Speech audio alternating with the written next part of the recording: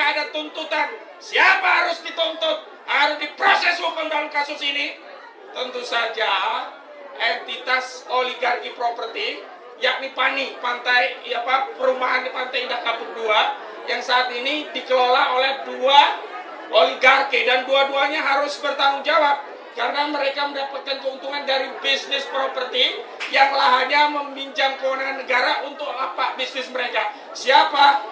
Yang pertama tentu saja Sugianto Kusuma alias Aguan. Yang kedua siapa?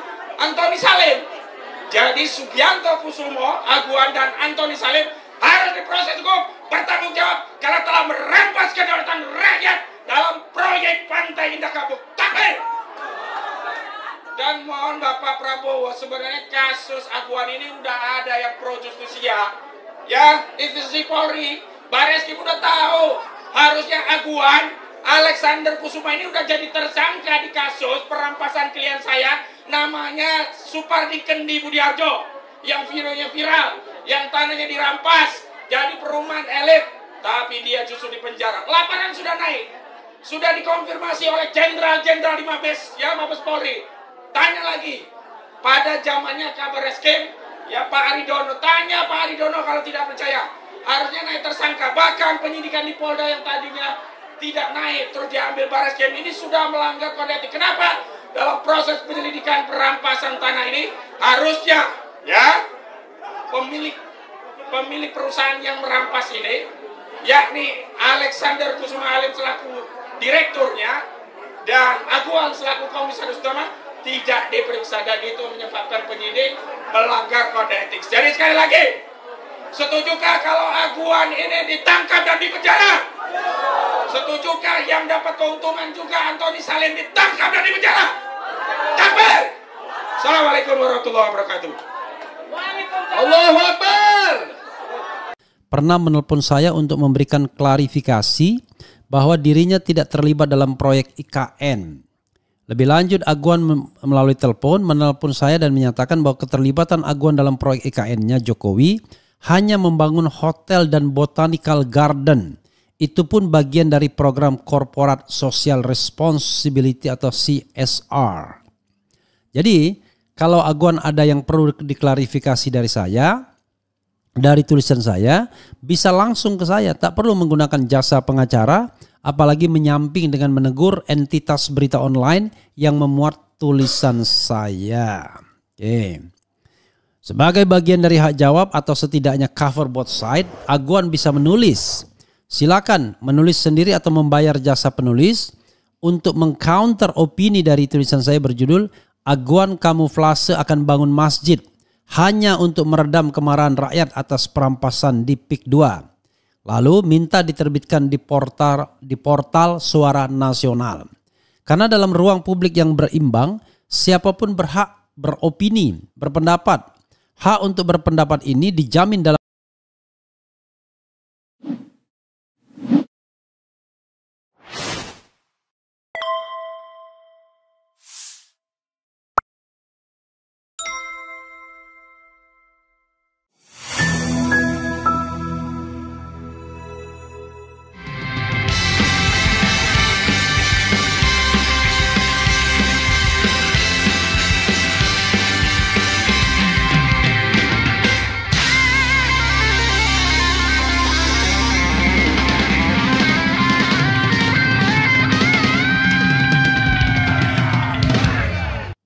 Assalamualaikum warahmatullahi wabarakatuh. Sobat RH sekalian, jumpa lagi kita di channel yang keren ini.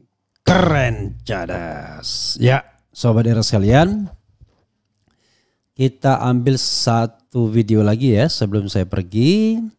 Ini video menarik soal ada apa dengan Aguan dan Hozinuddin. Coba kita lihat ya. Karena ini ada tulisan Hozinuddin yang menyinggung-nyinggung soal Aguan ya. Coba kita lihat dan bacakan tulisannya. Karena penting ini ya. Ada apa dengan Aguan dan Hozinuddin?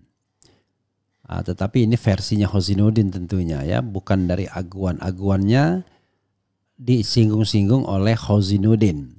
Coba kita lihat ya tentang PIK pastinya, Pantai Indah Kapuk ya. Suaranasional.com, aguan sebaiknya bicara langsung ke saya.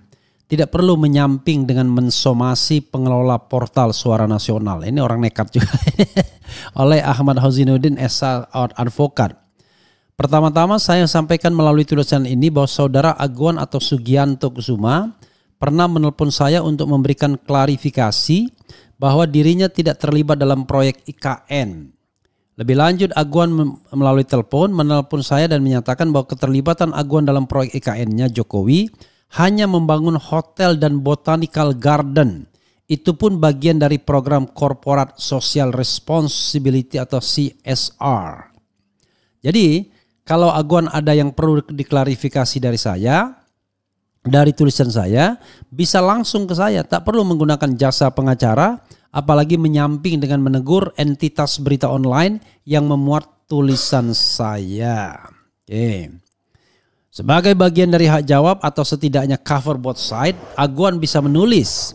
Silakan menulis sendiri atau membayar jasa penulis untuk mengcounter opini dari tulisan saya berjudul Aguan kamuflase akan bangun masjid hanya untuk meredam kemarahan rakyat atas perampasan di PIK 2. Lalu minta diterbitkan di portal Suara Nasional.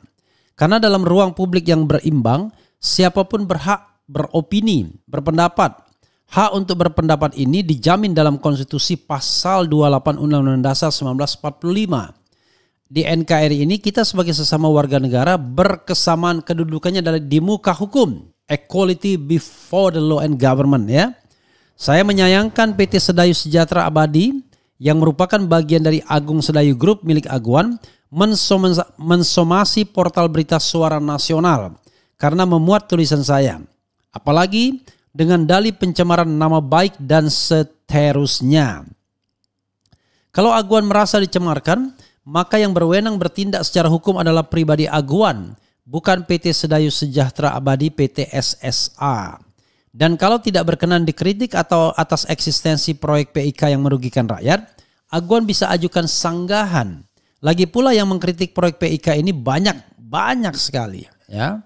Adapun kenapa saya mengaitkan kasus PIK 2 dengan kasus perampasan tanah milik Supardi Kendi Budiarjo dan Nurlela, saya tegaskan keduanya klien saya. Mereka berdua tidak pernah mencabut kuasa dari saya. Soal Aguan dan Alexander Halim Kusuma semestinya sudah ditetapkan tersangka atas laporan SK Budiarjo dan Nurlela karena telah melakukan penyerobotan tanah. Itu dasarnya karena Bareskrim Polri telah melakukan gelar perkara.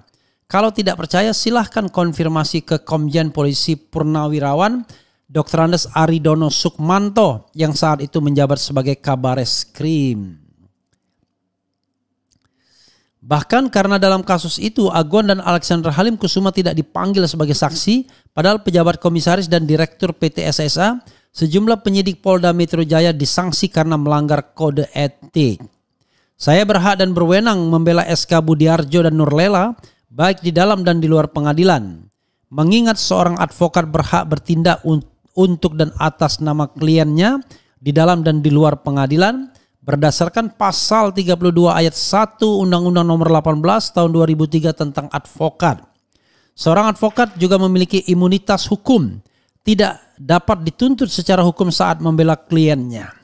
Pasal 16 Undang-Undang Nomor 18 Tahun 2003 tentang advokat menegaskan bahwa advokat tidak dapat dituntut baik secara perdata maupun secara pidana dalam menjalankan tugas profesinya dengan itikat baik untuk membela kliennya. Advokat juga penegak hukum berhak dan berwenang untuk menegakkan hukum sesuai dengan kapasitasnya.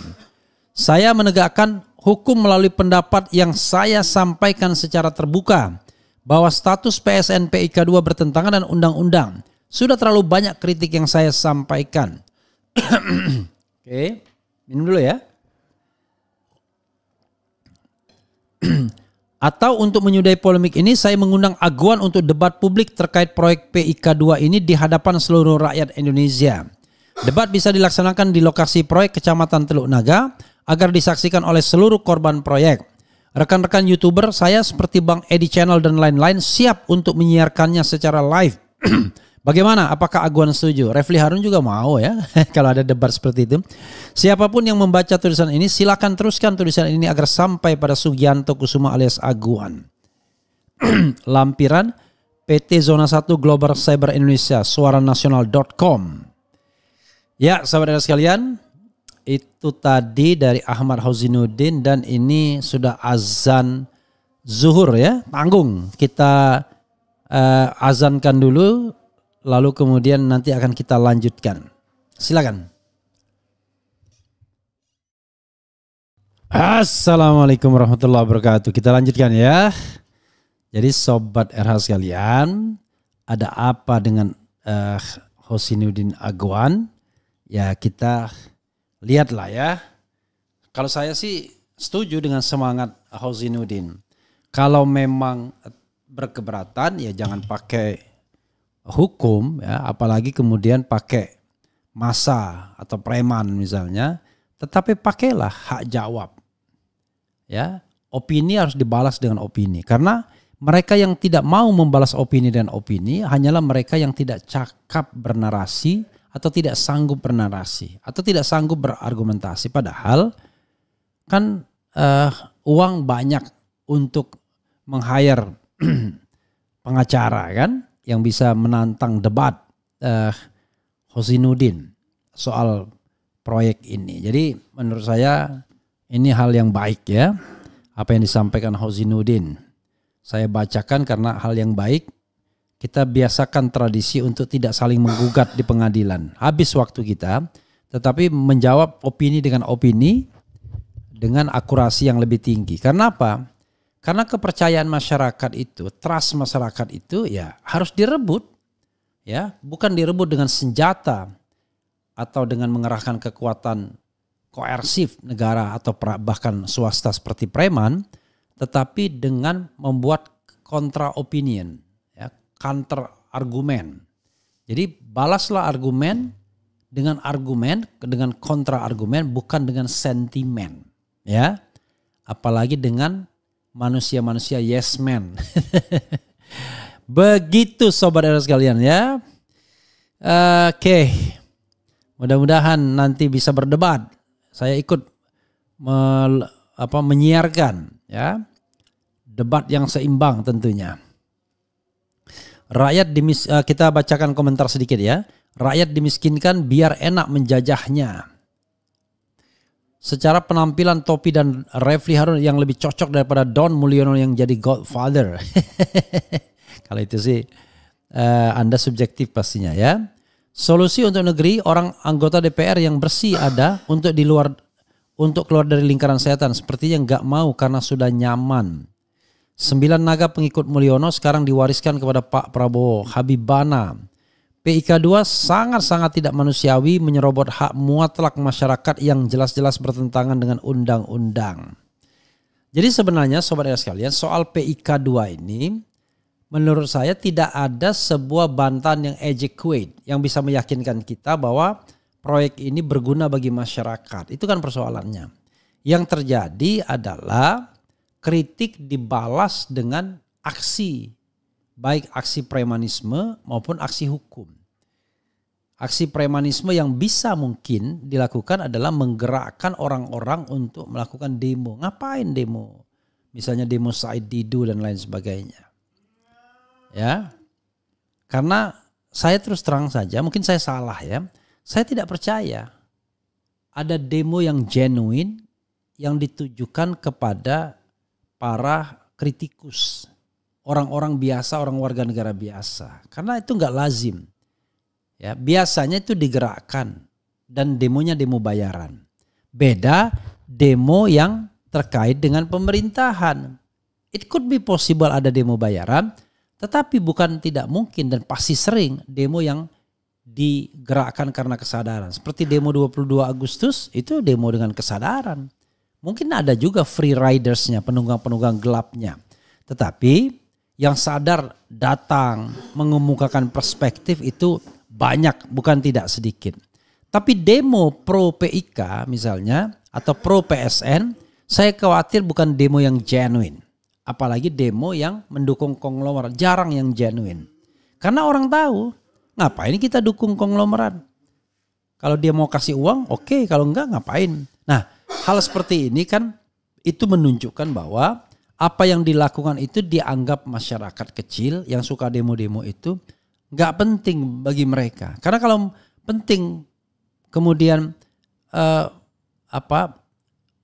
berkepentingan terhadap hajat hidup mereka misalnya atau berkenaan, ya dia akan bantu dengan sukarela sesungguhnya. Itu anunya ya, itu tesisnya. Tapi mungkin juga saya salah, nggak apa-apa salah. Jadi seorang intelektual itu salah tidak apa-apa, yang penting tidak boleh berbohong.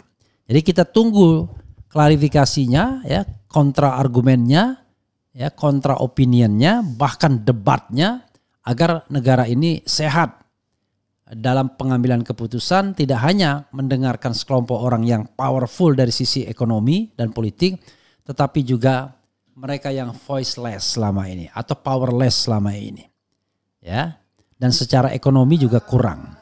Begitu sobat era sekalian, terima kasih ya. Saya harus berjalan ya. Alhamdulillah kita bisa mengambil 3 tema secara beruntun ya, walaupun belum banyak partisipasinya, tetapi setelah ini mudah-mudahan akan lebih banyak partisipasinya lagi. More and more. Wassalamualaikum warahmatullahi wabarakatuh. Keren cadas.